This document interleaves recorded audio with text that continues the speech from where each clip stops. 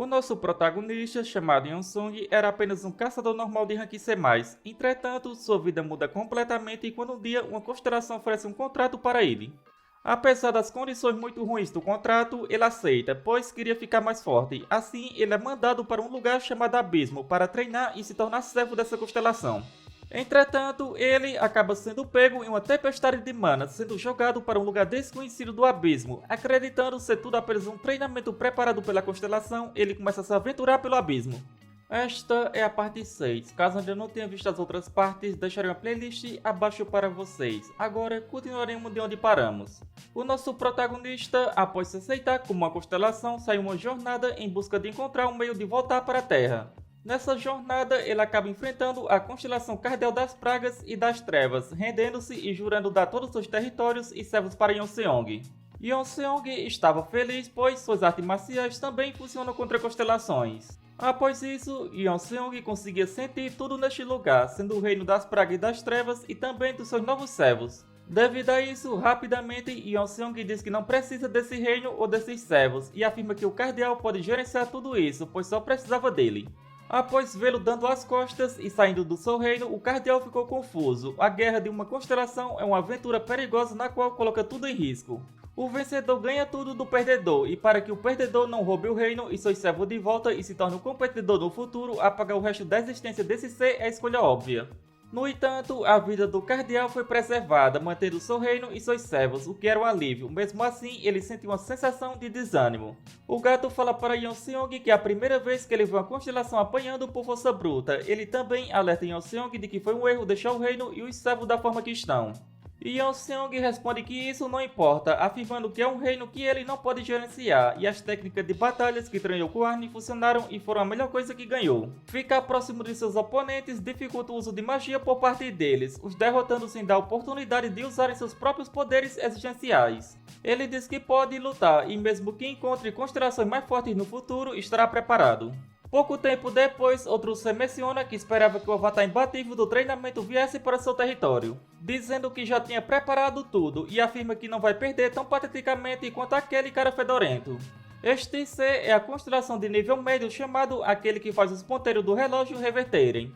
Yonseong fala que é isso que esperava e se prepara para lutar com toda a sua força. Esses seres que moram perto do Cardeal prepararam tudo assim que souberam das notícias. Em outras palavras, diferente de antes, Yonseong tinha que ir contra o reino e os servos que a constelação possuía.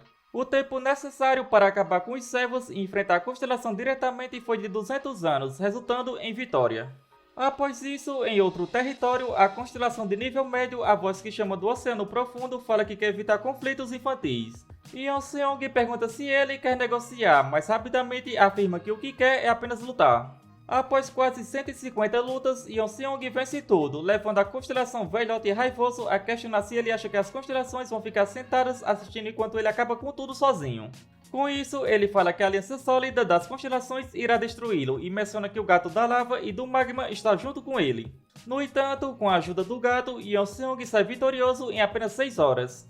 Após esses eventos, Yonseong pensa que após deixar seu território, muito tempo se passou. Quando encontra uma constelação, ele luta, e quando encontra um monstro, ele cozinha.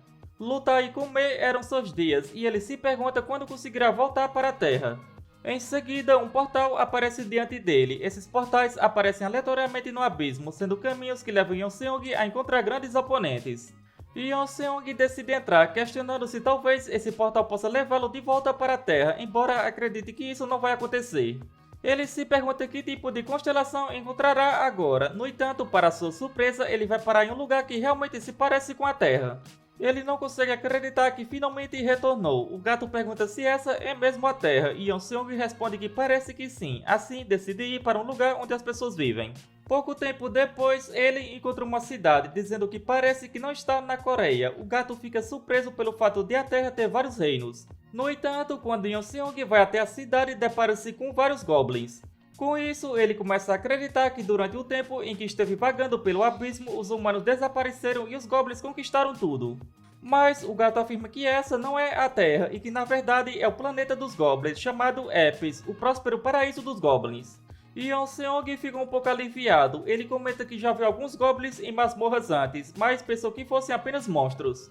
E pelo jeito, eles podem criar cidades por conta própria. Apesar de o reino dos Goblins parecer com a Terra, à primeira vista ele é muito mais próximo do abismo. Isso significa que a aparição de um portal neste lugar é muito mais comum do que na Terra. Os Goblins de Epis estiveram lutando contra os monstros dos portais muito antes dos humanos. Assim, o enorme monstro aparece. Um dos Goblins fala que mesmo que seja o dia final de Epis, pelo menos deixará uma cicatriz nessa criatura que nunca esquecerá. Logo em seguida, uma forte luz aparece e o Goblin se pergunta o que é isso, onde era Yonseong. Ele fala que esse é um Acapenlil e fica surpreso por um ataque ter sido capaz de afetá-lo.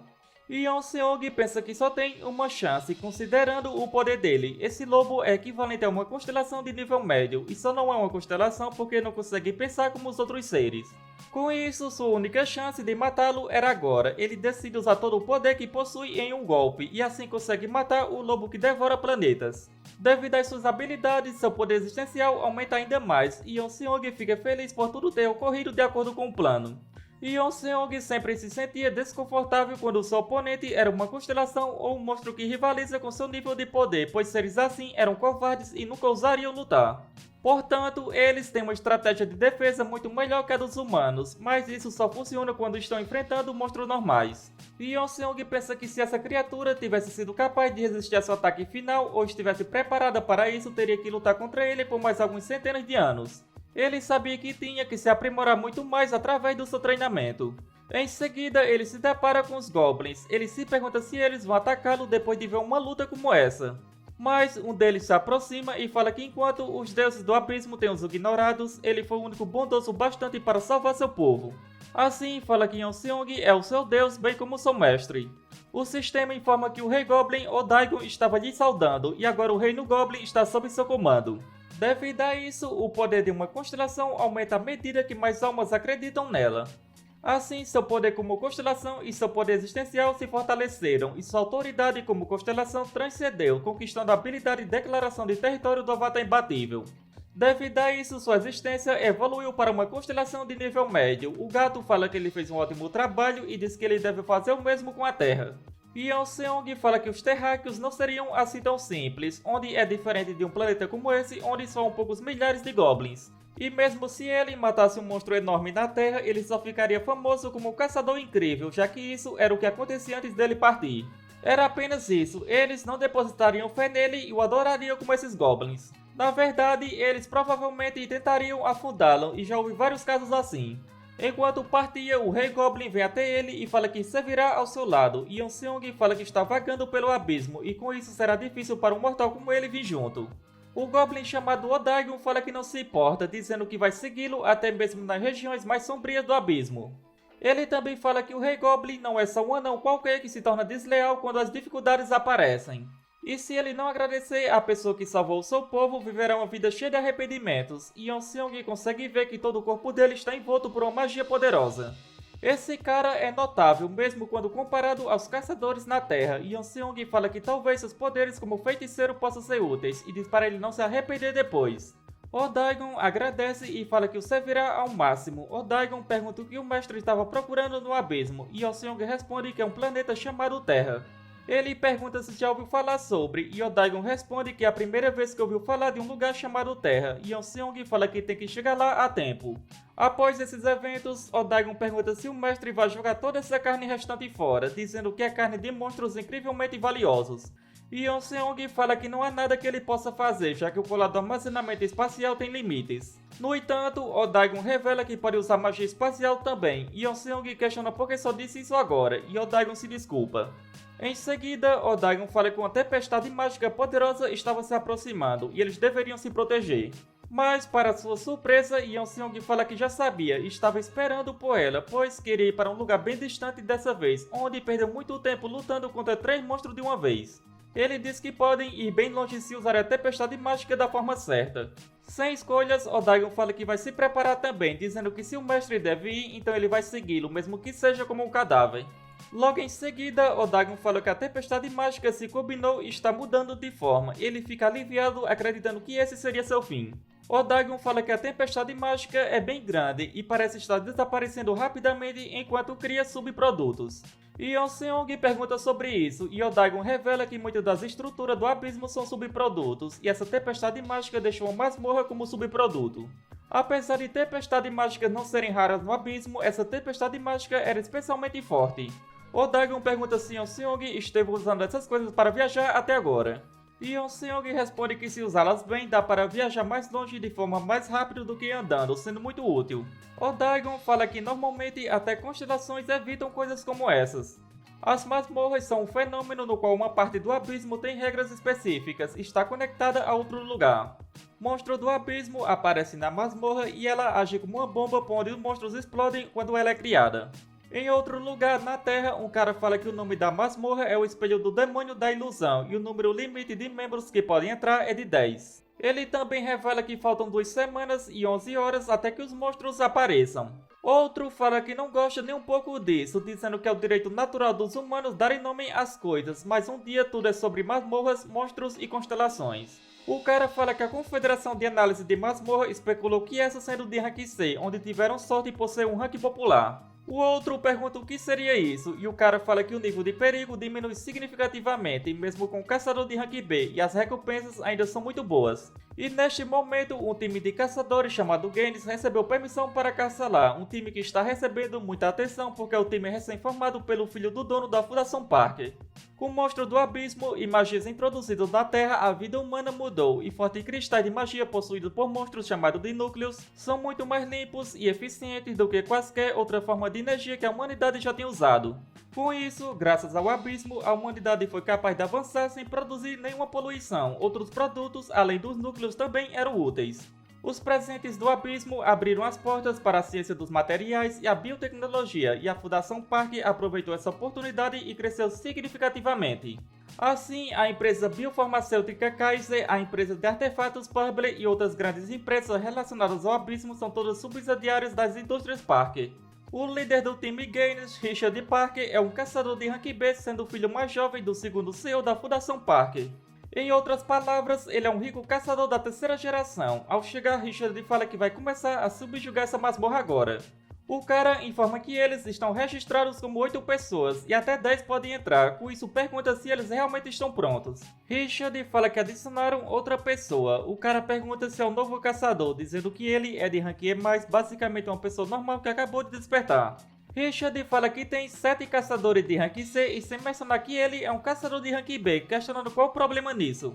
Em teoria, desde que tenha um caçador de rank C, é possível concluir uma masmorra de rank C. Um caçador de rank E só pode usar de 1 a 2 ciclos mágicos, e com isso ele não vai conseguir causar quaisquer danos significativos aos monstros de uma masmorra de rank C. É possível conseguir muitas recompensas de uma masmorra de rank C, e desde que tenha sorte dá para obter itens que valham até milhões. Com isso, é incomum que um caçador de rank E possa participar de uma caçada com recompensas tão altas quanto essas. O caçador de rank E fala que confia no capitão. Richard pede para ele não se preocupar e seguir o plano.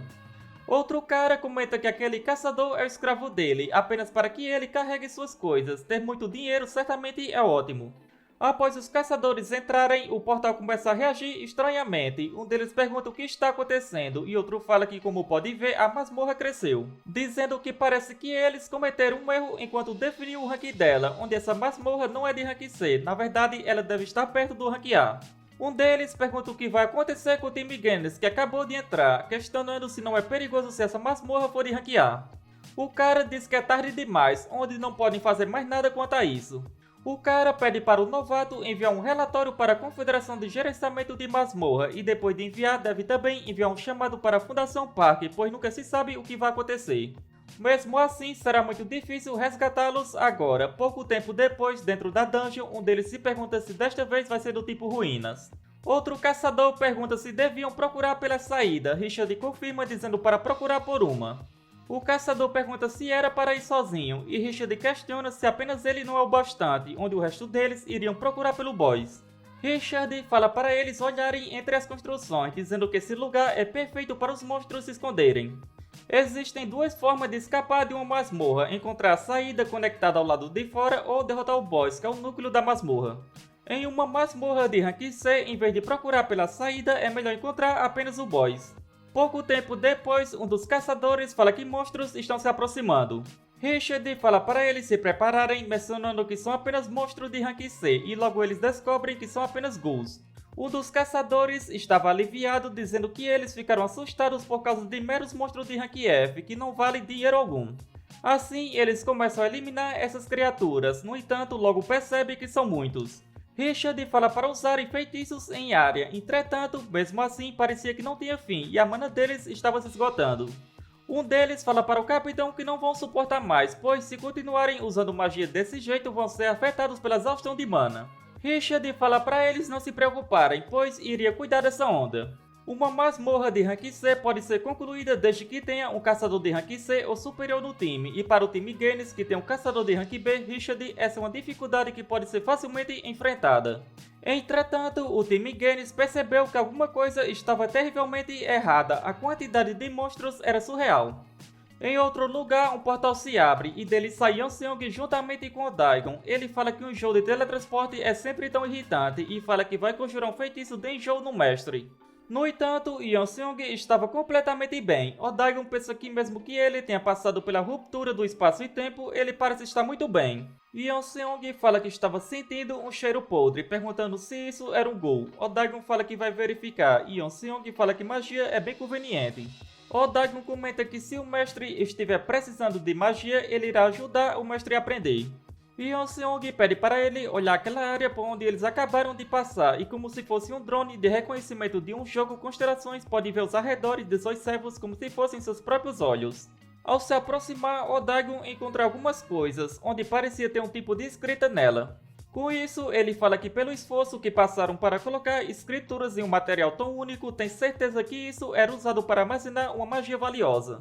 Acreditando que possa ser algo da espécie que criou essas ruínas, e pergunta se o mestre está vendo isso também. Um pouco mais à frente, o Daigon se depara com um grande grupo de ghouls e pergunta o que deve fazer.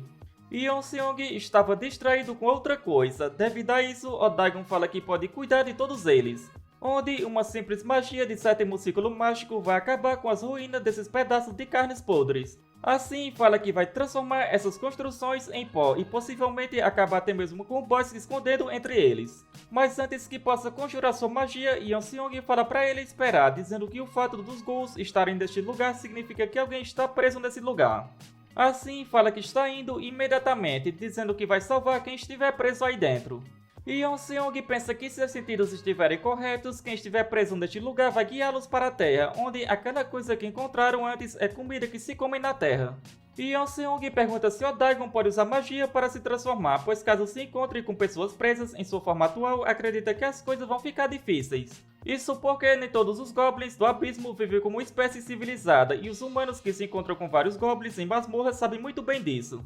O Daigon pergunta quem acha que ele é um monstro, e Yeon-seong fala que é assim que os humanos são, e pergunta se ele pode se transformar. O Daigon diz que pode usar uma magia de sexto ciclo, polimorfia. Após isso, Yeon-seong fala que o Daigon até que ficou bonitão. O Daigon fala que pode estar se exibindo, então vai falar com cuidado, onde ele era bem famoso entre os goblins por causa da sua aparência. Yeon-seong fala que seu cabelo vai provavelmente chamar a atenção, onde ele deveria esconder sua identidade quando retornar para a Terra. Assim, faz com que ele volte a ficar com a mesma forma que estava no passado. Yeon-seong comenta que os ghouls estão apenas o cercando ao invés de matá-los, com isso se pergunta que tipo de boss é esse. O Daigon fala que provavelmente não é isso, onde se ele tivesse inteligência ele teria feito algo além de só os cercar. E só de ter enviado os ghouls já significa que ele tem algum motivo para isso, e pergunta se o mestre pode pensar em algum motivo. O Daigon fala que provavelmente não estão sendo controlados por magos poderosos, mas sim são parte de um monstro chamado Tarun. As pessoas no abismo o chamam de Rei dos Ghouls. Tarun, um monstro que tem a aparência de 1000 ghouls, e aqueles que veem os ghouls e tentam encontrar o comandante deles acabam sendo pisoteados pelo Tarun. O Daigon fala que mesmo assim são só ghouls, seres patéticos para pessoas que assim como eles estão em um nível diferente. E aqueles que não são habilidosos, entretanto, morrem devido ao número esmagador de ghouls. Dentro das ruínas, o grupo de Gennis já estava no dia 28. No primeiro dia, perderam uma parte dos suprimentos, mas conseguiram encontrar um lugar onde poderiam evitar os ghouls. Felizmente, não havia outras entradas no lugar que encontraram, e foi assim que o time de Gennis ficou dentro daquele lugar por quase um mês, sem poder fazer nada. Um dos caçadores pede para olhar dentro da mochila do caçador de rank E, dizendo que pode ter comida dentro. Ele fala que não pode fazer isso, pois tinha firmado um contrato. Richard fala que dá permissão, com isso podia mostrar. Richard fala que se alguém precisar de algo que tinha dentro dessa mochila, sintam-se livres para pegar, apesar de duvidar que tinha algo ali dentro capaz de ajudá-los nessa situação atual. E quando eles abrem a mochila, estava cheia de coisas inúteis para eles. O caçador fala que imaginou que seria assim, sabendo no momento em que ele decidiu contratar um carregador. Richard pergunta o que ele queria dizer.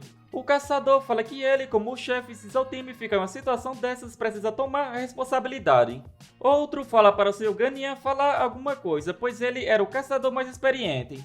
No entanto, ele fala para fazerem como quiserem, onde não iria tomar o lado de ninguém, e nesse tipo de situação o conflito interno só vai resultar na perdição deles. Então diz para eles esfriarem a cabeça e pensar em forma de sobreviverem deste lugar até que o time de resgate apareça. Isso era tudo que ele tinha para falar como caçador experiente. O caçador fala que não existe algo como um time de resgate e pergunta se ele esqueceu que existe um limite de 10 pessoas nessa masmorra.